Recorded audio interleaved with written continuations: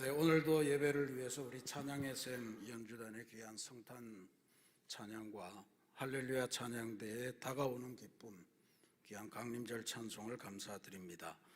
여러분들 마음속에 찬양하는 기쁨이 넘치는 강림절 성탄절이 되시기를 바랍니다.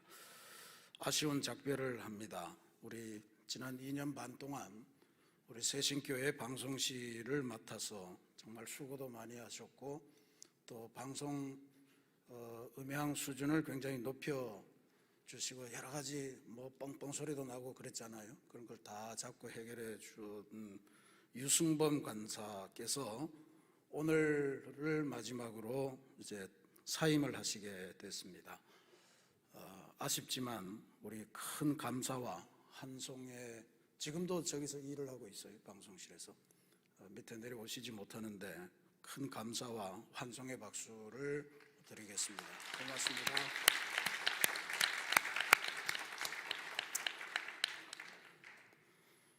자, 강림절 이제 세 번째 주일입니다. 강림절이 한참 기뻐가서 성탄절에 더 가까워졌습니다. 지금 사회적으로 코로나19 변이 바이러스가 엄청나게 확산하면서 우리를 점점 더 깊은 수렁으로 몰아가고 있는 것 같은데 그럼에도 불구하고 우리를 향해서 하늘을 찢고 내려오시는 아기 예수의 구원의 은혜, 구원의 권능이 훨씬 더 강력할 줄로 믿습니다. 지금 이 시대를 생각해 보면 구원이라고 하는 것이 사망 권세를 이기고 하나님의 생명을 얻는 거라고 한다면 지금 이 시기에 임하시는 구원의 은혜는 우리로 하여금 변화하게 하시는 은총이라 이렇게 고백하지 않을 수가 없습니다. 세계 상황을 보면 그렇습니다. 환경운동가들에 의하면 지금까지 팬데믹, 소위 전 지구적인 차원의 재앙으로 번졌던 바이러스들, 코로나가 그렇고요, 메르스, 에볼라, 조류독감, 돼지독감, 이 등등의 바이러스들이 많은데 그 중에 75%는 동물에게서 사람에게로 전염된 것이라 그렇게 진단을 하고 있습니다. 이게 왜 이렇게 됐겠습니까?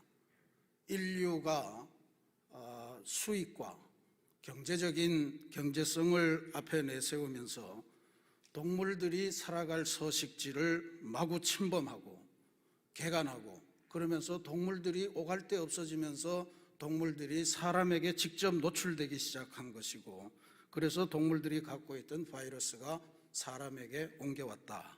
그리고 지금 우리는 그거를 처리하지 못하고 백신이라고 개발했는데도 3번이나 맞아도 계속 뚫리고 있는 그런 상황을 가고 있잖아요. 이거는 결국 우리가 하나님의 창조 세계를 변화된 눈으로 보지 않는 한 이 세계에서 재앙은 멈추지 않을 것이다 라고 하는 경고를 보내고 있는 것이라 저는 그렇게 믿습니다. 지금 재앙의 한복판을 우리가 살아가지만 단순히 재앙을 피하기 위해서 애쓰고 몸부림치는 것보다도 더 중요한 것은 재앙을 이기는 영적인 비결, 즉 회개와 갱신이라고 하는 것이 무엇보다도 소중한 일이다. 이게 구원의 은총이다 하는 것을 깨달아야 될 줄로 믿습니다. 그런 깨달음과 변화를 향한 출발점이 되는 강림절이 되시기를 기도드립니다. 오늘 우리가 살펴볼 이 스바냐 선지자는 남왕국 유다가 멸망으로 치닫던 시기에 그러나 비교적 종교적인 신앙, 하나님 신앙이 회복되던 시기에 활동하던 선지자였습니다. 스바냐는 구약 성경에서 아주 훌륭한 임금 중에 하나로 꼽히는 히스기야 왕의 4대 손주입니다. 왕족 출신이죠. 근데 스바냐가 활동하던 무렵이 하나님 신앙이 아주 새롭게 회복되고 갱신운동이 일어나던 요시야 왕이라고 하는 시대였습니다. 이게 이런 배경을 평면적으로만 보면 굉장히 좋은 시절에 잘 했구나 싶은데 사정을 보면 그렇지 않습니다. 히스기야 왕이 하나님 신앙에 바탕한 선정을 오랫동안 베풀었습니다. 하나님으로부터 생명도 연장을 받고 뭐 그런 일도 있었죠. 그런데 그의 아들 므낫세는 폭군 중의 폭군이었습니다. 북이스라엘의 가장 사악한 폭군이 아합 왕이라고 하는 사람이 있었고, 남유다에는 므낫세다 이렇게 비견될 정도입니다. 이 므낫세는 폭정만이 아니고 종교적으로 신앙적으로 굉장히 타락한 행동을 많이 했습니다. 부패했죠. 특별히 예루살렘 성전을 건물도 훼손하고 예루살렘 성전의 신앙적인 기풍도 훼손을 했습니다. 그 안에서 바알과 아세라 숭배를 하고 태양신을 숭배하는, 그래서 예루살렘 성전을 아주 영적으로 훼손시킨 그런 왕이었습니다. 그런데 므낫세가 죽고 그의 아들 암몬이 등장했는데 아버지 므낫세처럼 악한 짓을 더 심하게 했던 것 같아요. 결국 즉위 2년 만에 암살을 당합니다. 암몬이 급사하면서 등장한 것이 암몬의 8살짜리 아들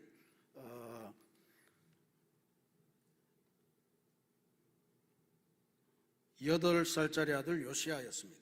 이 요시야는 아버지나 할아버지보다는 증조할아버지 히스기야를 아마 들으면서 자랐던 것 같아요. 그래서 하나님 신앙을 회복하는 것이 이 민족에게 가장 중요한 거다. 내가 어린 나이지만 그걸 해야 되겠다 해서 이른바 성전개혁, 신앙개혁, 종교개혁을 단행합니다. 회파된 예루살렘 성전을 다시 건축하고 그 안에 있는 모든 우상 신상들을 다 내보냈습니다. 성전을 수리하다가 성전 마룻바닥 밑에서 모세오경을 발견하고 하나님이 주신 말씀이 이런 것이었구나. 절기를 회복하고 예배를 회복하고 그렇게 합니다. 이런 그 신앙운동을 전개하는데 상황은 만만치 않았습니다. 이미 므낫세와 암몬의 시기를 거치면서 백성들은 타락할 대로 타락했기에 더 이상 회개하고 그렇게 돌아가려고 하지 않습니다. 오늘 우리가 읽은 본문에서는 하나님께서 이렇게 모아서 처리하실 백성하고 하나님께서 모아서 다시 회복시키시는 두 부류의 사람이 나오는데 18절 말씀에 보면 모아서 치욕으로 처리해버리는 부류가 나오는데 그게 이런 표현을 씁니다. 18절에 절기로 말미암아 근심하는 자들, 이런 표현을 씁니다. 절기로 말미암아 왜 근심을 하나?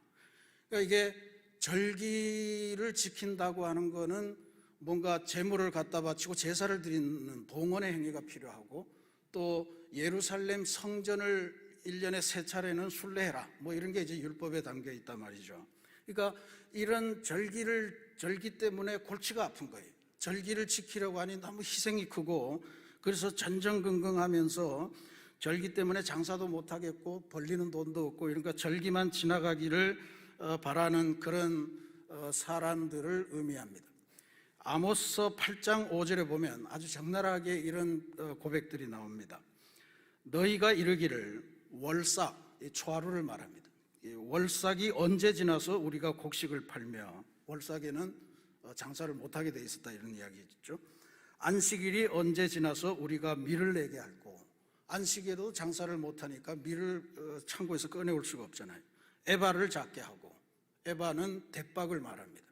그러니까 대박을 줄여서 한 대다 그러면서 한 0.8대만 주면서 이득을 취하는 거죠. 세겔을 크게 하고, 세겔은 이게 성전 세겔인데 요만한 가치의 거를 크게 막 얇게 해서 넓혀가지고 큰 동전이다 이렇게 이제 팔아먹는 거죠. 그 다음에 거짓 저울로 속이며, 이런 사람들이 살아가던 세상이 바로 여기 요시야 왕 때에 있었다 이런 이야기죠. 장사를 못하는 것도 아쉬운 일이긴 한데 이 사람들이 장사를 하는 것 자체가 범죄 행위예요. 전부 다 속이고, 저울도 속이고, 대박도 속이고, 바가지를 씌우면서 남을 속여서 점점 더 많은 이득을 얻으려고 하는 거죠. 그러니까 이렇게 살아가느라니 하나님의 말씀, 하나님의 율법이 얼마나 부담스럽습니까? 그러니까 근심하는 거예요. 그러니까 이런 스바냐는 이런 사람들을 향해서 이제 하나님의 심판을 날립니다.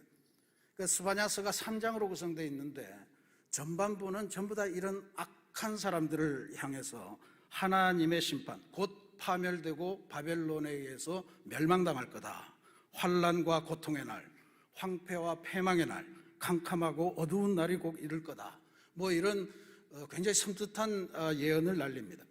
근데 스바냐 때의 더 절망적인 사항은 그래도 스바냐서 마지막 예언서에 가면 아주 중요한 사람들이 나오는데 그게 뭐냐 하면 하나님께서 남겨놓으신 사람들이, 남은 자들이라고 그래요. 그러니까 그루터기다 이렇게 표현을 하죠. 그러니까 그 남은 자들이 하나님의 말씀을 발견하고 하나님의 말씀대로 살려고 애쓰고 노력하는데 점점 이 사람들도 실망하고 좌절해 가는 거예요. 우리가 이렇게 산다고 한들 세상이 대세가 안 바뀌는데 우리가 이렇게 하는 게 무슨 의미가 있겠나. 그러면서 점점 세상에 물들고 세상에 편승하고 세상에 묻어서 살아가려고 하는 이런 경향이 강했다는 거죠.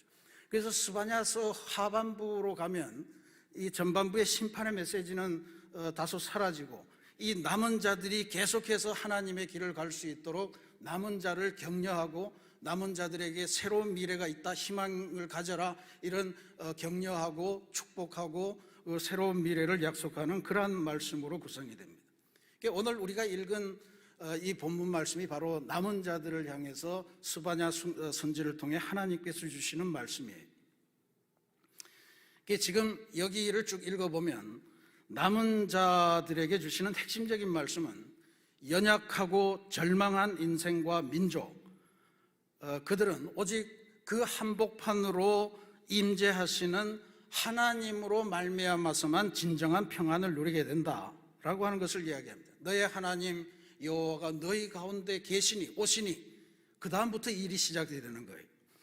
삶의 목표를 상실하고 방황하며 기쁨 한 점 없는 표정으로 터덜터덜 그냥 막연하게 세상이 그러니 어쩔 수 없다고 걸어가는 하나님의 삶, 오늘 우리 그리스도인들의 삶 한가운데로 너의 하나님 여호와가 너희 가운데 오신다 하는 이 놀라운 말씀을 선포하시면서 새로운 삶, 그것을 약속하시는 거예요. 이게 강림절에 우리가 지금 목표하고 기대하고 기도하는 내용 아닙니까? 오늘 우리가 봉독한 이 스바냐 말씀에서는 우리가 이 강림절에 읽기에 아주 좋은 말씀입니다. 왜냐하면 임마누엘 하나님, 우리 가운데 계시고 우리 가운데 오시는 그 하나님께서 사람이 되신 아기 예수, 성육신하신 예수님이 우리 삶 안으로 들어오면 어떠한 일이 생기는가 하는 것을 아주 상세하게 보여주기 때문에 대단히 중요합니다. 15절 말씀에 보면 여호와께서 이스라엘 가운데 거하시면 이런 세상이 펼쳐집니다. 더 이상 형벌은 존재하지 않고 그들을 괴롭히던 원수들도 눈앞에 존재할 수 없게 되는 상황이 생겨납니다. 나아가서 이제 다시는 화를 당할까 봐 두려워할 필요가 없도록 하나님의 평안이 우리와 함께 하신다 하는 말씀을 줍니다. 그래서 기본적으로 우리가 해야 될 것은 14절 말씀이에요. 14절은 전부 다 노래하고 기뻐하래요. 시온에 따라 노래할지어다, 이스라엘아 기쁘게 부를지어다, 예루살렘 따라 전심으로 기뻐하며 즐거워할지어다. 더 이상 고통과 실패와 좌절의 굴레를 벗어나지 못하던 이런 이스라엘 백성이지만 이제 더 이상 슬퍼할 필요가 없다는 거죠. 두려워할 필요가 없다는 거죠. 오직 노래하며 기뻐하며 전심으로 즐거워할 일만 남아있는 그러한 삶으로 우리들을 인도하실 거다. 이게 지금 어떻습니까? 이거는 우리를 괴롭히던 원수, 우리에게 주어졌던 형벌, 그 다음에 우리가 살아가는 일의 고통, 실패, 좌절 뭐 이런 것들로 향하는, 이게 전부 다 우리의 삶을 괴롭히는 외적인 문제들 아니에요. 외적인 환경 문제 아니에요. 그러니까 이 환경, 그 외적인 어떤 위협, 이런 것들로부터 하나님께서 완벽하게 보호해 주시는 역사가 하나님이 우리 안에 오시면 생겨나는 일이다, 이런 이야기. 질병이 우리를 삼키려 할 때, 사업이 갑자기 곤두박질 치며 우리를 힘겹게 할 때, 우리들의 가정 속에 이런저런 위기가 엄습할 때, 우리들의 인간관계 속에 여러 가지 어려움이 닥쳐올 때, 이런 모든 외적인 위협에 대해서 하나님께서 친히 막아주시고 우리들을 숨겨주시고 우리들을 보호하신다 하는 그런 약속의 말씀입니다. 놀랍게도 스바냐라고 하는 이름의 뜻은 하나님께서 숨겨주신다 이런 뜻이에요. 하나님께서 지키시고 돌봐주신다 이런 뜻입니다. 그러니까 얼마나 이게 스바냐 선지가 하는 예언과 상황이 비슷한지요. 이런 그대로의 은혜를 우리한테 지금 전달해 주는 거 아닙니까? 실제로 우리가 즐겨하는 찬송 중에 이런 찬송이 있잖아요. 오 놀라운 구세주 예수 내 주 참 능력의 주시로다. 큰 바위 및 안전한 그곳으로 내 영혼을 숨기시네. 메마른 땅을 종일 걸어가도 나 피곤치 아니하며 저 위험한 곳 내가 이를 때면 큰 바위에 숨기시고 주 손으로 덮으시네. 아멘. 이게 스바냐예요. 하나님께서 숨겨주신다. 하나님께서 덮어주신다.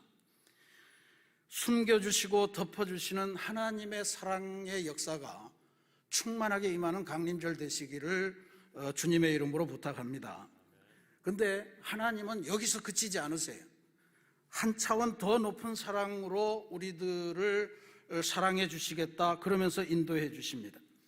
외부로부터 오는 위협, 슬픔, 고통 이런 것뿐만 아니고 우리의 내면에서부터 절로 샘솟는 그러한 기쁨의 근원을 우리 안에 담아주시겠다 이런 약속을 주십니다.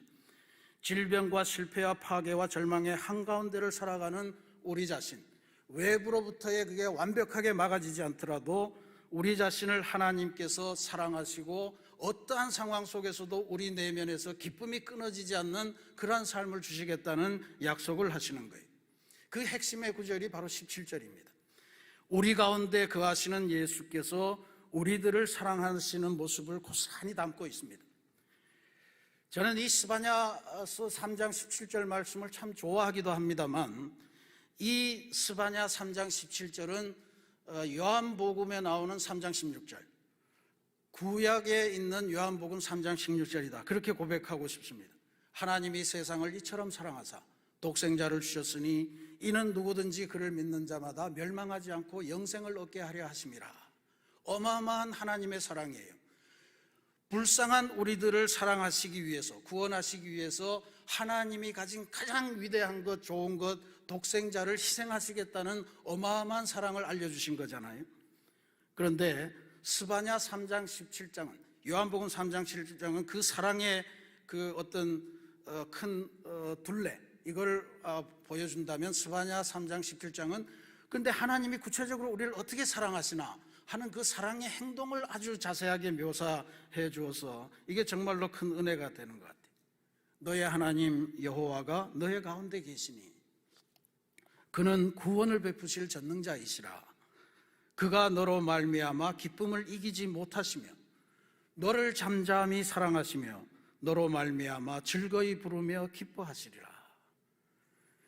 보십시오. 연약하고 어떻게 보면 저거를 어떻게 사용할 수 있을까 싶은 존재인데도 우리를 버리지 않으시고 함께 해주시는 것, 거두어 주시는 것도 너무너무 감사한 일인데 창조주 하나님께서 그렇게 비실비실한 연약한 나 때문에 기뻐하신다고 하니까 진짜로 놀라울 따름입니다. 거기에다가 우리를 사랑하시는 강도가 점점 강해지면서 막판에 너로 말미암아 즐거이 부르며 기뻐하시리라. 이걸 공동번역이라고 하는 천주교와 개신교가 같이 번역한 성경을 보면요 이렇게 되어 있습니다. 명절이라도 된 듯 기쁘게 더덩실 춤을 추시리라 이렇게 나와요. 아주 막 우리 때문에 하나님이, 창조주 하나님이 나 때문에 저렇게 하늘에서 춤을 추시고 하나님 최신에 맞지 않는 거 아닌가 이런 생각을 할 정도로 그렇게 사랑하신다는 거예요. 근데 제가 오늘 여러분과 특별히 이 17절 중에서 나누고 싶은 구절은 바로 너를 잠잠히 사랑하시고 라고 하는 구절입니다. 지금까지 이 말씀을 저는 작년 때부터 정말로 좋아하고 그랬는데 그냥 읽을 때마다 하나님께서 하나님의 채통을 생각하셔서 너무 기쁘지만 그걸 다 표현하지 않으시고 속으로 억제하시면서도 그래서 은근하게 사랑하시는 그 아주 사랑의 절정, 보여주지 않는 사랑 이런 것을 의미한다 그렇게 해석을 했습니다. 근데 세번역 성경을 보다가 놀라운 새로운 사실 하나를 배우게 됐습니다. 세번역 성경은 이렇게 17절을 번역해요. 주 너의 하나님이 너와 함께 계신다. 구원을 베푸실 전능하신 하나님이시다. 너를 보고서 기뻐하고 반기시고 너를 사랑으로 새롭게 해주시고 너를 보고서 노래하며 기뻐하실 것이다. 지금 여기 보면 너를 잠잠히 사랑하시며 라고 하는 부분이 너를 사랑으로 새롭게 해주시고 이렇게 번역했어요. 이게 진짜로 된 번역일까? 그래서 히브리어를 찾아보았습니다. 잠잠히라고 하는 히브리어는 발음은 어렵습니다. 하라시라고 하는 단어를 쓰는데 이 사전에 보면 첫 번째 나오는 뜻은 침묵하다예요. 침묵하다. 근데 두 번째 바로 나오는 의미의 밭을 갈다, 경작하다는 뜻이 있어요. 그러니까 이게 지금 너를 잠잠히 사랑하다는 첫 번째 의미로 번역한 거고, 너를 사랑으로 새롭게 해주시고 라고 하는 거는 두 번째 경작하다 하는 것과 좀 의미가 닿겠죠. 그래서 이게 세 번역만 그런가? 그래서 더 성경 번역본을 찾아봤습니다. 그랬더니 히브리어가 최초로 헬라어로 번역된 성경이 있습니다. 그때 성경 번역을 어떻게 했냐면 12지파 중에서 6명을 뽑았어요. 그게 72명이 되잖아요. 그 6명을 70개의 작은 방으로 다 몰아넣었어요. 그러니까 72명에, 보통 72명인데 그냥 70인역이라고 그럽니다. 그 작은 그 방을 만들어서, 독방을 만들어서 다 한 명씩 한 방을 주고 서로 소통을 못하게 하고 성경 다 번역해라. 구약 성경 다 헬라어로 번역해라. 그래서 번역시켜 놓고 나중에 그걸 딱 열어서 번역본들을 다 비교했더니 하나님의 성령이 임재하셨는지 모든 사람의 번역이 한자도 틀리지 않고 다 동일했다는 거예요. 그래서 그거를 성경 헬라어 최초의 번역본으로 채택했습니다. 이것을 70인역이라 이렇게 이제 부르는데, 이 70인역에서 이 스바냐 3장 17절에 너를 잠잠히 사랑하시고를 하나님의 사랑 안에서 새롭게 변화시키신다 이렇게 번역했다는 거예요.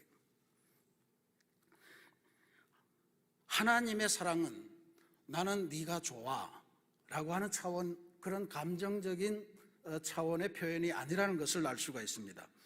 하나님께서 우리를 사랑하시는 것은 하나님이 우리 안에 들어오셔서, 경작이라고 하는 게 뭐예요? 도구가 들어와서 그것으로 땅을 막 뒤집어내고 그러면서 새로운 밭으로, 영양가 있는 밭으로 만들어내는 거잖아요. 그러니까 하나님께서 우리 안에 들어오셔서 우리 안에 뭔가 작용을 하셔서 우리를 새로운 존재로 변화시켜 가시는 것, 이게 너를 잠잠히 사랑하시고 라고 하는 말의 뜻이다 라고 하는 이야기예요. 그리고 그 하나님이 변화시키시는데 그걸 또 밭이 거부할 수도 있는 거잖아요. 근데 그 하나님이 변화시키시는 것을 받아들이면서 조금씩 변화되는 그 과정을 보면서 하나님이 아주 좋아서 죽겠다 그런 말씀인 거예요.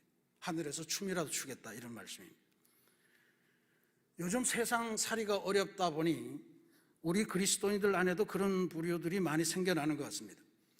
세상이 다 그런데 이게 세상 살아가는 요령인데 나 하나 어떡한다고 뭐가 달라지겠어?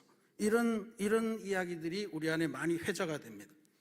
근데 하나님께서 원하시는 것은 세상이 그렇다고 세상에 올라타서 세상에 편승해서 세상에 묻어가는 인생이 아니라 우리 속으로 강림하시는 주님을 받아들여서 주님이 우리의 마음밭을 경작하는 것을 괴롭더라도 받아들이고 그렇게 해서 한 걸음 한 걸음 변화되어 나가는 그 모습을 하나님께서 실제로 기뻐하신다 하는 것이 이 스바냐 3장 17장이 주는 귀한 말씀입니다. 그러니까 그런 하나님이시기 때문에 하나님께서 우리들에게 금지시키신 것이 하나 있는데, 그게 오늘 설교 제목으로 삼은 16절 말씀에 나오는 내 손을 늘어뜨리지 말라라고 하는 말씀입니다. 내 손을 늘어뜨리지 말라. 이 늘어뜨리다 라고 하는 히브리어도 대단히 오묘하고 의미심장한 말입니다. 이 히브리어로 라파인데, 이것도 첫 번째 단어의 의미는 약하다, 기운 없다 이런 뜻이에요. 근데 그 밑으로 가니까 이런 뜻이 하나 있어요. 저물어 가다, 저물어 간다고요. 시들어 간다. 그러니까 단순히 기운 없는 것이 아니라 나는 이미 저물었기 때문에, 나는 이미 시들었기 때문에 저 일에 적합하지 않아 지레 짐작해서 포기하는 것을 하나님이 금지하시는 거예요. 내 손을 늘어뜨리지 말라. 내 손을 늘어뜨리지 말라. 너는 지레 안 된다고, 나는 이미 저물었다고, 나는 이미 병들었다고, 나는 가진 게 없다고, 나는 아는 게 없다고, 나는 아무런 하나님께 도움이 될 것이 없다고 포기하는 그런 삶을 살지 말라라고 하는 것이 바로 내 손을 늘어뜨리지 말라라고 하는 이런 말에 담긴 뜻입니다. 제가 네팔에 선교여행 갔을 때 우리 선교사님께서 선교여행 다 마치고 나니까 마지막 하루를 네팔에 있는 그 치투안, 카드만두에서 한 2시간 갔던 것 같은데 치투안 국립공원이라는 데 하루 관광을 시켜주셨어요. 그냥 공원이라고 그래서 이게 그냥 정글이에요. 아주 조그만한 정글인데 그 정글에 가면 사파리를 해야 되잖아요. 보통 사파리라고 그러면 사자들이 덤비고 이러니까 막 창문에 철장을 씌우고 차 속에 들어앉아서 이렇게 맹수들을 보는 건데 치투안 국립공원에는 코끼리 사파리를 하더라고요. 코끼리. 그러니까 코끼리 등에다가 대나무로 4명이 앉는 자리를 만들고 거기에 막 방석을 놓고 해서 거기 각자 모르는 사람끼리 이렇게 앉아가지고 이제 코끼리 위에서 그 정글을 즐기는 거예요. 거기 보면 악어도 나오고 또 핵심은 콧불소, 뿔이 하나 있는 콧불소를 보면 사파리가 끝나요. 그거 보기 위해서 어떤 사람은 2시간도 돌고 어떤 사람은 30분 만에 끝나요. 그거 보면 그냥 나오는 거예요. 근데 저도 한 1시간 정도 있다가 그 콧불소도 보고 그러니까 나오는데 나오니까 저 코끼리 우리가 있어요. 그 아주 집채만한 코끼리들이 거기 옹기종기 모여가지고 그러고 살고 있는데 그거 보면서 참 신기했습니다. 코끼리가 그냥 돌아다니다가 거기 우리에 들어오면 발에 사슬을 매요. 발에 사슬을 맺고 기둥에 매두거든요. 근데 코끼리를 매둔 그 기둥이 높이가 요만한 기둥이에요. 그러니까 코끼리가 한번 발로 차면 그냥 뽑히거나 부러지거나 할 그런 정도예요. 근데 놀랍게도 그 많은 집채만한 코끼리들이 단 한 놈도 그 기둥을 부러뜨리거나 하지 않고 그 주변만 뱅글뱅글 돌아요. 정말로 신기하다. 어떻게 저럴 수가 있을까? 보니까 심리학에서도 그런 이야기를 합디다. 코끼리 사슬 증후군이라고. 어려서부터 코끼리를 뭐에다 매놓으면 코끼리는 그게 자기 운명으로 안 돼요. 그래서 집채만한 아주 어마어마한 힘을 가진 그 존재가 돼도 그 묶여있는 것이 자기 운명이라고 생각하고 그걸 혁파하고 나오지를 못한다는 거예요. 그러니까 코끼리 관리하기가 그렇게 쉬운 거예요. 학습된 무기력증 이렇게도 표현을 합니다. 오늘 네 손을 늘어뜨리지 말라 하나님께서 명령하시는데 어쩌면 나는 이렇게 매여서 살 수밖에 없는 그런 운명을 타고났어. 그러면서 있는 우리들의 모습은 어쩌면 기둥에 매여 있는 코끼리의 모습이고 하나님의 말씀에 배역해서 손을 늘어뜨리는 모습이라 저는 그렇게 확신합니다. 내 손을 늘어뜨리지 말라라고 하는 것은 오늘 실망하고 좌절하고 뭘 해보려고 해도 안 되고 하나님의 뜻이 이루어질까 하는 의심을 갖고 있는 우리를 향해 주시는 하나님의 사랑법이라 저는 그렇게 믿습니다. 네 손을 늘어뜨리지 말라는 거예요. 무능력과 무기력, 실패와 좌절을 안고 있지만 그걸 그냥 내버려 두지 않으시고 그 한복판으로 하늘을 뚫고 내려오셔서 우리 안에 들어오셔서 우리의 내면, 우리의 마음밭을 경작하시고 내가 새로운 계획이 있으니 이 계획을 따라서 나와 함께 가자꾸나 하면서 초대하시는 하나님의 사랑, 그것이 네 손을 늘어뜨리지 말고 내가 너를 잠잠히 사랑해 줄 테니, 내가 너를 경작해 줄 테니 나와 함께 가자라고 하는 그런 말씀이십니다. 하나님은 변화하는 우리들의 모습을 기뻐하신다고 그랬잖아요. 결국은 하나님의 말씀대로 나아가서 변화되면 어떤 일이 일어나는가? 20절 하반절에 이런 구절이 나옵니다. 내가 너희 목전에서 너희의 사로잡힘을 돌이킬 때에, 해방시켜 줄 때에 너희에게 천하 만민 가운데서 명성과 칭찬을 얻게 하리라. 이제 더 이상 실망, 실패, 좌절, 슬픔 이런 것들은 다 사라지고 천하 만민에게서 칭찬과 명성을 얻는 복된 인생을 살게 하시겠다는 것, 이게 하나님이 우리 안에 들어오셔서 우리를 경작하시고 우리에게 변화를 요청하시면서 우리가 그 변화에 수긍했을 때 주시는 하나님의 약속이요 복이다 라고 하는 것을 오늘 우리들이 꼭 기억해야 할 줄로 믿습니다. 정말로 감사한 하나님의 사랑입니다. 사랑하는 우리 새신교회 성도 여러분, 오늘 우리 교회는, 새신교회는 3부 예배 후에 2022년을 준비하는 교인총회, 정기당회라고 우리 감리교회에서 부릅니다. 정기당회를 갖습니다. 2022년에 주시는 하나님의 비전을 함께 공유하고 또 새로운 집사님, 새로운 권사님들을 선출하고 조직을 정비하는 회의입니다.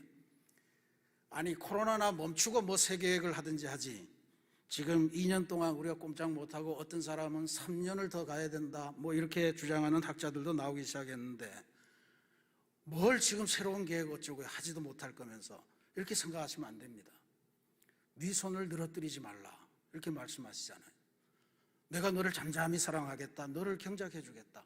코로나 상황 안에서도 우리가 할 수 있는 선교, 우리가 할 수 있는 양육, 우리가 할 수 있는 하나님께 영광 돌리는 길이 있다고 하나님이 알려주시는 건 줄로 믿습니다. 정말로 두려운 것은 우리 새신교회의 성도들 가운데서 혹은 한국교회 성도들 가운데서 얼마나 많은 성도들이 지금 손을 늘어뜨리고 그렇게 널브러져 있을까 하는 사실입니다. 하나님께서 손을 늘어뜨리지 말라고 하십니다. 지레 포기하지 마십시오. 우리가 상황을 결정할 수 없습니다. 하나님이 인도하시는 대로 우리는 가시는 거예요.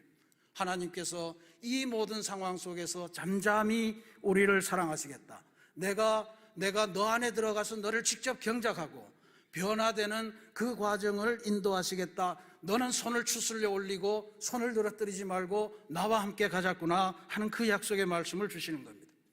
우리가 그렇게 하나님의 명령에 응답해서 주님 좋습니다, 저를 데려가 주십시오, 그리고 한 걸음 변화의 길을 나설 때마다 하나님은 너무너무 기뻐서 하늘에서 명절이라도 온 듯 더덩실 춤을 추면서 기뻐하면서 야, 죽었던 내 아들이 살아오는구나 하면서 기뻐하신다는 거 아니에요. 우리에게 오늘 주어지는 하나님의 새로운 계획, 새신교회는 처음 세워질 때부터 세상을 새롭게, 진짜 어마어마한 계획입니다. 우리가 뭐라서 세상을 새롭게 합니까? 우리 한 몸도 새롭게 못하는데.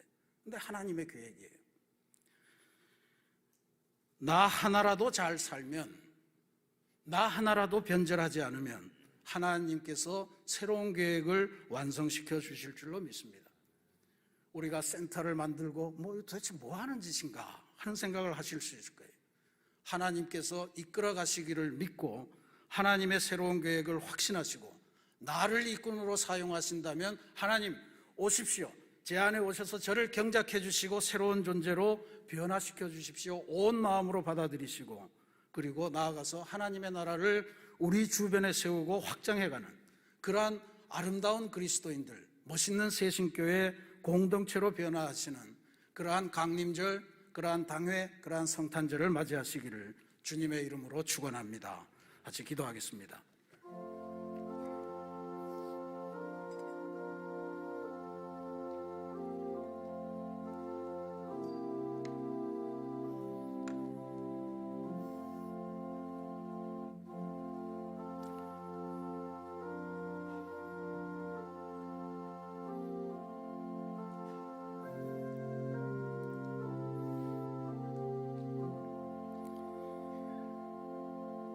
사랑의 하나님, 우리가 자칭 남은 자라고 하나님을 믿는 사람이라고 그렇게 자부하면서도 세상의 권세가 너무나도 세 보여서 그냥 세상에 묻어가면서 세상과 어울렁더울렁 그렇게 사귀면서 손을 늘어뜨리고 살아왔던 삶이 아닌지, 오늘 다시 한번 스바냐 선지를 통해서 주신 하나님의 말씀을 들으며 우리 내면을 성찰하도록 도와주시옵소서. 하나님께서 바라시는 인생은 그냥 무늬만 그리스도인이 아니라 하나님을 온몸으로 받아들이고 하나님께서 경작하시는, 잠잠히 사랑하시는 그 과정을 따라 변화의 길을 걸어가는 그 존재임을 저희들이 깨달았습니다. 우리가 변화를 시작하면 하나님은 하늘에서 명절이라도 맞이하신 양 그렇게 더덩실 춤추시며 노래하시며 기뻐하시는 하나님임을 보았습니다. 이제 우리의 판단으로 하나님의 역사를 재단하지 않도록 하시고 하나님의 세우신 계획을 따라 우리들이 한 걸음 한 걸음 쫓아가며 주님의 변화의 손길을 두려움 없이 받아들이며 용기 있게 전진하는 귀한 그리스도인들 되게 도와주옵소서. 늘어진 우리의 손을 다시금 추슬러 올려서 하나님의 그 변화를 용기 있게 받아들이며 하나님의 새로운 역사를 만들어가는 2022년을 맞이하는 강림절과 성탄절과 정기당회를 이루도록 인도하여 주옵소서. 예수 그리스도의 이름으로 감사기도 드립니다. 아멘.